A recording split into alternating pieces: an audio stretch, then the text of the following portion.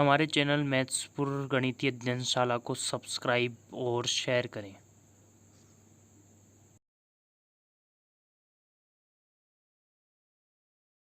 Hello friends and my dear students, once again I am with you. So yesterday we had learnt about all the tenses and helping verb and main verb. So आज हम start करते हैं present tense से। Present tense से हम start करते हैं। Present tense में सबसे पहला जो टेंस होता है वो होता है प्रेजेंट इंडेफिनेट। प्रेजेंट टेंस में सबसे पहला tense present indefinite. Present indefinite की आइडेंटिफिकेशन होती है ता है, ती है, ते है, ताहू, ती हूं, एक्सेट्रा। प्रेजेंट इंडेफिनेट की आइडेंटिफिकेशन होती है ता है, ती है, ते है, ताहू, ती हूं, एक्सेट्रा। इसके साथ में अगर आपने कल का वीडियो अच्छे से देखा है तो मैंने हेल्पिंग वर्ब और मेन वर्ब आपको कल बता दी थी। तो इसके साथ में हेल्पिंग वर्ब लगती है डू, डज। हेल्पिंग वर्ब लगती है डू और डज। मेन वर्ब लगती है वर्ब की फर्स्ट फॉर्म। डू का यूज दोस्तों प्लूरल नाउन और प्रोनाउन के साथ किया जाता है और डज का यूज सिंगुलर नाउन, प्रोनाउन और नेम के साथ किया जाता है।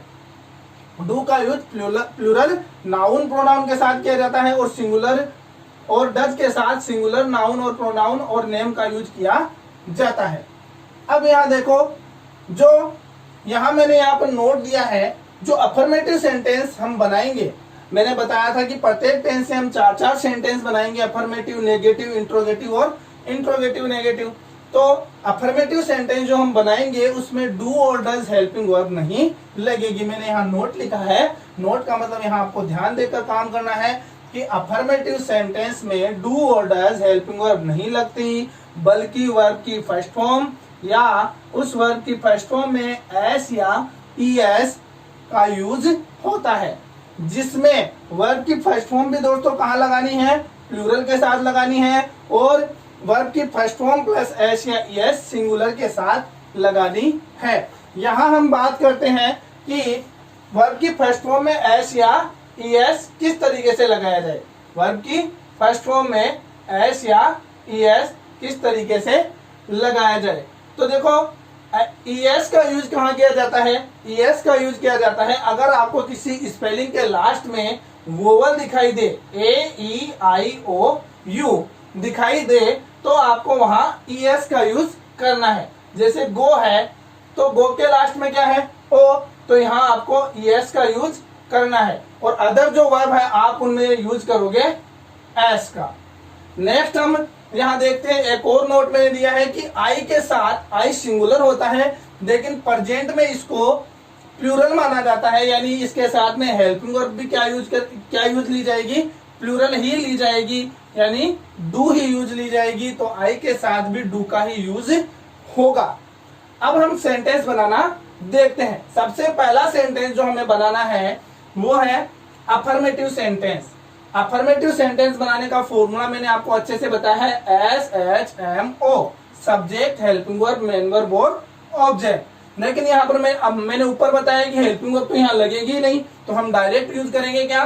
सब्जेक्ट, वर्ब की फर्स्ट फॉर्म, वर्ब की फर्स्ट फॉर्म के साथ एस या ईएस प्लस ऑब्जेक्ट। ये हमारा फॉर्मूला बन गया। एग्जाम्पल देखते हैं। सीता भोजन पकाती है, ती है इसके लास्ट में लग रहा है, तो हमें इससे पता लग जाएगा कि ये सेंटेंस कौन सा टेंस का है? प्रेजेंट इंडेफिनेट टेंस का। सीता भोजन पकाती है, सबसे पहले यूज करना है सब्जेक्ट का। तो सब्जेक्ट क्या है? सीता, तो हमने लिख दिया सीता। उसके बाद में किसका यूज करना है? वर्ब का। तो सीता क्या है? वर्ब का यूज कैसे करोगे? सीता क्या है? सिंगुलर है और वर्ब क्या हो रही है? पकाना। पकाना को कहते हैं कुक, पकाना को कहते हैं कुक। सीता सिंगुलर है तो यहाँ पर हमने यूज कर दिया एस का, तो हो गया सीता कुक्स और लास्ट में ऑब्जेक्ट क्या बच गया? फूड। फूड मतलब भोजन। सीता कुक्स फूड, सीता भोजन पकाती है। बहुत सिंपल है। नेक्स्ट हम देखते हैं, वे क्रिकेट खेलते हैं। वे मतलब दे, तो दे क्या है? प्लूरल है दोस्तों, तो प्लूरल के साथ हमें क्या लगानी है? वर्ब की फर्स्ट फॉर्म। वर्ब क्या है? खेलना। खेलने को क्या कहते हैं? Play. They play cricket, they play cricket. ऐसे ही हम नेगेटिव सेंटेंस बनाते हैं। तो नेगेटिव में क्या करना पड़ता है, नोट लगाना पड़ता है, और इसमें हेल्पिंग वर्ब डू और डज का यूज होगा। कंफ्यूज नहीं होना है, वो केवल अफर्मेटिव के लिए था। अफर्मेटिव में डू और डज नहीं लगती है, वर्ब की फर्स्ट फॉर्म या वर्ब की फर्स्ट फॉर्म के साथ एस या ईएस लगता है। तो देखो अपना फॉर्मूला क्या बनता है, subject do does not verb की first form object, subject do does not verb की फर्स्ट फॉर्म ऑब्जेक्ट। यानी एग्जाम्पल देखते हैं, सीता भोजन नहीं पकाती है। यहाँ सेंटेंस था सीता भोजन पकाती है, यहाँ केवल हमने चेंज किया नहीं। तो कैसे बनाओगे, सीता, सीता क्या है, सिंगुलर है, तो सिंगुलर के साथ में हेल्पिंग वर्ब लगानी है डज, सिंगुलर के साथ में हेल्पिंग वर्ब लगी डज, सीता डज।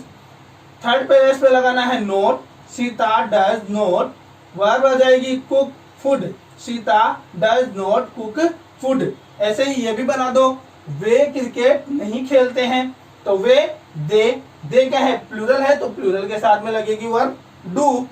तीसरे स्थान पर क्या आ गया, not, they do not play cricket, they do not play cricket. तो यहाँ हमने अफर्मेटिव और नेगेटिव बना लिया। आगे है इंट्रोगेटिव सेंटेंस। इंट्रोगेटिव का फॉर्मूला होता है HSMO क्वेश्चन मार्क। एच का मतलब हेल्पिंग वर्ब, तो दोस्तों हमारे पास हेल्पिंग वर्ब है डू और डज। उसके बाद में एस का मतलब सब्जेक्ट, सब्जेक्ट के स्थान पर सब्जेक्ट आ जाएगा।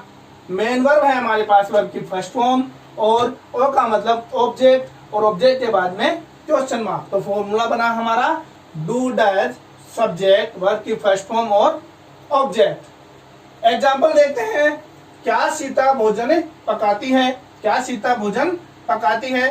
तो यहाँ पर सबसे पहले हमें यूज करना है क्या, हेल्पिंग वर्ब। तो सीता क्या है, सिंगुलर है, और सिंगुलर के साथ में हेल्पिंग वर्ब लगती है डज, तो हमने यहाँ यूज किया डज। फिर सब्जेक्ट क्या है, सीता, तो हमने सीता लिख दिया। वर्ब क्या है, कुक, कुक लिख दिया, और ऑब्जेक्ट क्या बचा, फूड। सेंटेंस क्या बना, does Sita cook food, does Sita cook food. Next देखते हैं एग्जाम्पल, क्या वे क्रिकेट खेलते हैं, क्या वे क्रिकेट खेलते हैं। डू दे प्ले क्रिकेट, वे क्या है यहाँ पर, प्लूरल है, तो हमने हेल्पिंग वर्ब लगाई यहाँ पर प्लूरल डू। दे प्ले क्या है यहाँ पर, वर्ब है, और क्रिकेट क्या है, ऑब्जेक्ट है, तो सेंटेंस क्या बना, डू दे प्ले क्रिकेट। आगे है इंट्रोगेटिव नेगेटिव। इंट्रोगेटिव नेगेटिव में क्या होता है, HS note MO question mark. यहाँ पर क्या लग जाएगा, नोट लग जाएगा। थर्ड प्लेस पे क्या लग जाएगा, नोट लग जाएगा। तो सेंटेंस स्ट्रक्चर क्या बनेगा, do does subject not verb की first form object question mark. Example देखते हैं, क्या सीता भोजन नहीं पकाती है, क्या सीता भोजन नहीं पकाती है। दोनों सेंटेंस में डिफरेंस देखो, क्या सीता भोजन पकाती है, क्या सीता भोजन नहीं पकाती है। यहाँ क्या लग गया, नहीं। तो कुछ चेंज नहीं करना है। अगर आपने ये अच्छे से बनाया है तो इसे भी आप आसानी से बना सकते हो। Does Sita not cook food, note लगा देना है तीसरे स्थान पर, does Sita not cook food question mark, question mark लगाना नहीं भूलना है। आगे है, क्या वे क्रिकेट नहीं खेलते हैं। Do they not play cricket, do they not play cricket. यहाँ हमने चारों सेंटेंस प्रेजेंट इंडेफिनिट के बनाना सीख लिया है। आओ हम कुछ एक्सरसाइज कर लेते हैं। तो यहाँ मैं एक सेंटेंस देता हूं, मैं बाजार जाता हूं, मैं बाजार जाता हूं। मैं क्या है, मैं बोले तो आई। कौन सा सेंटेंस है ये, अफर्मेटिव सेंटेंस है। आई, तो यहाँ आई के साथ में अफर्मेटिव सेंटेंस का स्ट्रक्चर क्या था, सब्जेक्ट प्लस वर्ब की फर्स्ट फॉर्म या वर्ब की फर्स्ट फॉर्म में एस या ईएस प्लस ऑब्जेक्ट। तो यहाँ आई के साथ में क्या लगेगा, जाना क्या है, वर्ब है, जाना को क्या कहेंगे, गो। तो आई के साथ गो लगेगा या गोज लगेगा, गो लगेगा या गोज लगेगा। तो यहाँ हम गलती करते हैं कि आई क्या है, सिंगुलर मान लेते हैं, लेकिन मैंने आपको बताया ही कि आई क्या है, प्रेजेंट में आई को प्लूरल माना जाता है, प्रेजेंट में आई को प्लूरल माना जाता है। तो यहाँ गोज रोंग होगा, आई के साथ में क्या लगेगी, go. I go to market, I go to market, मैं बाजार जाता हूं, मैं बाजार जाता हूं। इसी का नेगेटिव बनाओ, मैं बाजार नहीं जाता हूं, मैं बाजार नहीं जाता हूं, नेगेटिव में नोट आ जाएगा। तो कैसे करोगे, आई, अब नेगेटिव का स्ट्रक्चर क्या होता है, subject plus do dash plus note plus verb की फर्स्ट फॉर्म प्लस ऑब्जेक्ट। तो यहां पर हम हेल्पिंग वर्ब क्या लगाएंगे, डू लगाएंगे या डज लगाएंगे। तो मैंने आपको नोट में पहले ही बता दिया था कि आई को क्या माना जाता है, बार बार रिपीट कर रहा हूं, आई को माना जाता है प्लूरल। तो इसके साथ में क्या लगेगी, डू लगेगी। आई डू, तीसरे स्थान पर क्या आ जाएगा, not, I do not go to market, I do not go to market, I do not go to market.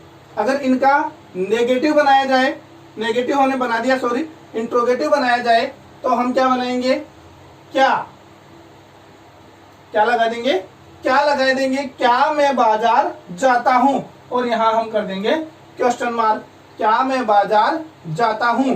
तो यहां पहले क्या होगा, पहले हमें हेल्पिंग वर्ब लगानी पड़ेगी। तो आई के साथ में हम क्या लगा रहे हैं, डू लगा रहे हैं। तो क्या होगा, do I go to market, do I go to market. और अगर इंट्रोगेटिव नेगेटिव बनाना है तो कुछ नहीं करना है, तीसरे स्थान पर सेंटेंस क्या बनेगा, क्या मैं बाजार नहीं जाता हूं, क्या मैं बाजार नहीं जाता हूं। तो यहां तो क्या हो जाएगा, क्या मैं बाजार नहीं जाता हूं, और यहां नहीं आ गया तो यहां तीसरे स्थान पर क्या आ जाएगा, not. Do I not go to market, sentence क्या बनेगा, do I not go to market. यहाँ चारों सेंटेंस बनाना हमने सीख लिया है। आई होप कि आप सभी अच्छे से बनाना सीख चुके होंगे। थोड़ी थोड़ी प्रैक्टिस करें, आपको अच्छे से समझ में आएगा। हमने प्रेजेंट इंडेफिनिट टेंस के सारे सेंटेंस बनाना सीख लिए हैं। अब हम देखते हैं कि प्रेजेंट इंडेफिनिट टेंस और किन कंडीशंस पर यूज किया जाता है। So other usages of present indefinite tense, first of all, to express habitual work, आदतन कार्य को व्यक्त करने के लिए। अगर कोई आदतन कार्य व्यक्त करना हो, किसी आदत को व्यक्त करना हो, तब भी प्रेजेंट इंडेफिनिट का यूज किया जाता है। यूनिवर्सल ट्रूथ, सार्वभौम सत्य, ऐसा सत्य जिसे सभी मानते हो, उसको व्यक्त करना हो, एक्सप्रेस करना हो, तब भी प्रेजेंट इंडेफिनिट का यूज किया जाता है। साइंटिफिक रीजन या साइंटिफिक डिस्कवरी, वैज्ञानिक कारण या वैज्ञानिक खोज को व्यक्त करना हो, तब भी प्रेजेंट इंडेफिनिट का यूज किया जाता है। और एडेज, लोकोक्ति व्यक्त करनी हो, या एडम या मुहावरे व्यक्त करने हो, तब भी प्रेजेंट इंडेफिनिट का यूज किया जाता है। तो देखिए, एक बार फिर से रिपीट करता हूं, टू एक्सप्रेस हैबिचुअल वर्क, आतंक कार्य को व्यक्त करने के लिए। यूनिवर्सल ट्रूथ,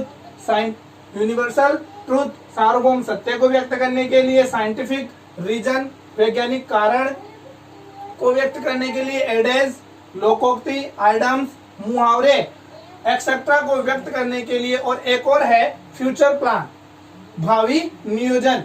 भावी नियोजन, फ्यूचर का अगर फ्यूचर की कोई भी योजना हो, उसे व्यक्त करने के लिए प्रेजेंट इंडेफिनिट का यूज किया जाता है। तो आइए हम इन्हें एग्जांपल्स की सहायता से समझते हैं। The sun rises in the east, the sun rises in the east, सूर्य पूर्व दिशा में उदय होता है। तो दोस्तों, हम सभी जानते हैं कि सूर्य पूर्व दिशा में ही उदय होता है, तो इसे हम क्या कहेंगे, यूनिवर्सल ट्रूथ। सेकेंड एग्जाम्पल है, द मदर लव्स चिल्ड्रन, माँ बच्चों से प्रेम करती है। हैबिचुअल वर्क है, आतंक कार्य है कि सभी माएँ अपने बच्चों से प्रेम करती है। The train leaves eight 7 PM, जो ट्रेन है वो शाम 7 बजे रवाना होती है। यहाँ पर क्या है, यहाँ पर फ्यूचर प्लान है, यहाँ पर क्या है, फ्यूचर प्लान है, या फिर यहाँ पर आप टाइम टेबल भी बोल सकते हो, शेड्यूल वर्क भी बोल सकते हो। शेड्यूल वर्क यहाँ पर दिया हुआ है, समय सारणीगत कार्य होता है, वहां भी प्रेजेंट इंडेफिनिट का यूज किया जाता है। आगे एग्जांपल है द फार्मर स्टार्ट्स, किसान, द फार्मर किसान स्टार्ट्स शुरू कर देता है, प्लगिंग यानी खेत जोतना शुरू कर देता है, with pre monsoon rain, monsoon की बारिश से पहले ही किसान क्या करता है, खेत जोतना शुरू कर देता है। ये क्या है, फ्यूचर प्लानिंग को दर्शा रहा है। तो फ्यूचर प्लानिंग के लिए किसका यूज करते हैं अपन, प्रेजेंट इंडेफिनिट टेंस का। तो ये कंडीशंस है। सेकंड कंडीशंस हम देखते हैं इन एक्सक्लेमेटरी सेंटेंस, जिसमें वो द्विबोधक जो वाक्य होते हैं, जो बिगनिंग शुरू हो with here and there, here and there से शुरू हो। तो देखो एक्सक्लेमेटरी सेंटेंस के बारे में हम थोड़ा सा देख लेते हैं। एक्सक्लेमेटरी सेंटेंस होता है जिसके कुछ निश्चित वर्ड दिए हुए होते हैं, वो लास्ट में जिसके एक्सक्लेमेटरी मार्क लगा हुआ होता है, ऐसे एक्सक्लेमेटरी मार्क लगा हुआ होता है, उसे हम जो आश्चर्य को यानी सरप्राइज को व्यक्त करता है, सोरो दुख को व्यक्त करता है, एक्सेट्रा जो इनके भाव होते हैं इनको व्यक्त करता है, उसको एक्सक्लेमेटरी सेंटेंस कहते हैं। हियर ही कम्स, वह यहाँ आता है। हम इसे ये नहीं कहेंगे वह यहाँ आता है, ऐसे नहीं, वह यहाँ आता है। थोड़ा सा आश्चर्य लेकर आना है, सरप्राइज लेकर आना है, तो उसमें हमने कम्स किया है। कम्स मतलब present indefinite. There the bus stop, वहां बस रुकती है, वहां बस रुकती है। तो यहाँ भी क्या है, एक्सक्लेमेटरी सेंटेंस है जो कि देयर से स्टार्ट है, तो यहाँ भी हमने प्रेजेंट इंडेफिनिट का यूज किया है। दोनों कंडीशन आपको अच्छे से समझ में आ गई होगी। थर्ड कंडीशन है, कुछ वर्ड्स होते हैं जो अगर सेंटेंस में दिए हो तो वहां पर भी प्रेजेंट इंडेफिनिट का यूज किया जाता है। वो वर्ड्स है daily, usually, generally, seldom, every plus time, often, always, etcetera. Daily रोज, यूजुअली सामान्यतः, जनरली वही सामान्यतः, सेल्डम कभी कभार, एवरी प्लस टाइम, एवरी के साथ में अगर कोई भी टाइम दिया हुआ हो, संडे, मंडे, मंथ, ईयर, उनके साथ में प्रेजेंट इंडेफिनिट का यूज होगा। ऑफन अक्सर, ऑलवेज हमेशा, एक्सेट्रा इनमें प्रेजेंट इंडेफिनिट का यूज किया जाता है। I go to the temple daily, मैं रोज मंदिर जाता हूँ, मैं रोज मंदिर जाता हूँ। She reads A novel, she reads A novel, वह एक नोवेल उपन्यास पढ़ती है। एवरी संडे, प्रत्येक रविवार को वह एक उपन्यास पढ़ती है। तो यहाँ पर एवरी प्लस टाइम आ गया, तो यहाँ पर प्रेजेंट इंडेफिनिट यूज हुआ, और यहाँ डेली आ गया, तो यहाँ पर वर्ब की फर्स्ट फॉर्म लगी, यानी प्रेजेंट इंडेफिनिट यूज हुआ। तो यहाँ दोस्तों आई होप कि आप प्रेजेंट इंडेफिनिट टेंस को अच्छे से समझ गए होंगे, और अदर जो टेंस है उनके बारे में हम नेक्स्ट क्लास में स्टडी करेंगे। Thank you so much.